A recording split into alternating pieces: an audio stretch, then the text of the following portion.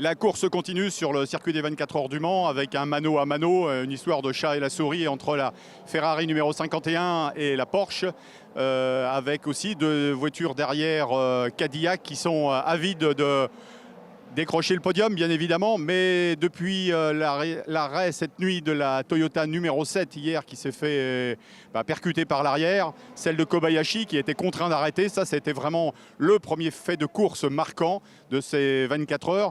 On a assisté aussi à une multitude d'abandons durant la nuit dans les catégories LMP2 et GTE-AM, ce qui fait qu'à moins de 6 heures de l'arrivée, il n'y a plus que 4 voitures qui sont dans le même tour. C'est quand même quelque chose d'exceptionnel, en sachant que les Peugeot, à la grande surprise, sont également toujours dans le coup. L'une d'entre elles, la meilleure, est à la 5e place et l'autre un petit peu plus loin derrière.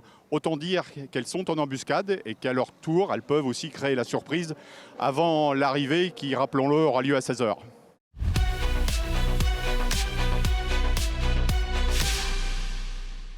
En direct du paddock avec Olivier Panis du Panis Racing qui court dans la catégorie LMP2 et qui court après une belle place. Olivier, on peut dire que c'est une course à multiples rebondissements? Ah ouais, incroyable. Là, on ne pourra pas dire que le 100e s'est pas fêté de bonnes situations. Moi, j'avais jamais vu les 24 heures du Mans après 4 heures de course, tous les incidents, les drapeaux rouges. C'est un spectacle magnifique avec des voitures magnifiques et un public magnifique. Étonné de voir qu'à moins de 6 heures de l'arrivée, il y a 4 voitures qui se tiennent dans le même tour, avec la Ferrari devant la Porsche et bien évidemment les deux Cadillac qui sont juste derrière. Non, étonné, non, parce que maintenant, je pense que c'est un peu comme en GT, quand il y a les balances de performance, c'est très bien géré. Et là, on voit que les écarts sont très très faibles. Donc je pense que jusqu'à la dernière minute, ça va se battre pour la victoire. Tout le monde a connu des fortunes diverses. Comment les 6 heures vont-elles se passer? Est-ce qu'on risque encore d'assister à des rebondissements?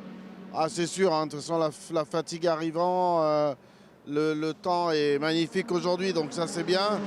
Mais on sait comment, tant que le drapeau à damier n'est pas baissé, il peut se passer des choses. Pour avoir couru sur Peugeot et avoir gagné les 12 heures de Sebring, un peu surpris finalement de voir les deux Peugeot encore en course et en bonne place? Bah, ravi surtout parce qu'ils ont quand même depuis le début de saison eu pas mal de problèmes et des difficultés. Mais c'était super de les voir aux avant-postes, donc je pense que ça va les motiver pour la suite.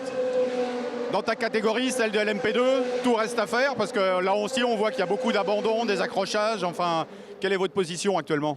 On est 3e et il reste 4 voitures dans le même tour. Donc oui, tout est possible jusqu'à la fin. On va se battre, on va voir. Merci Olivier. Merci.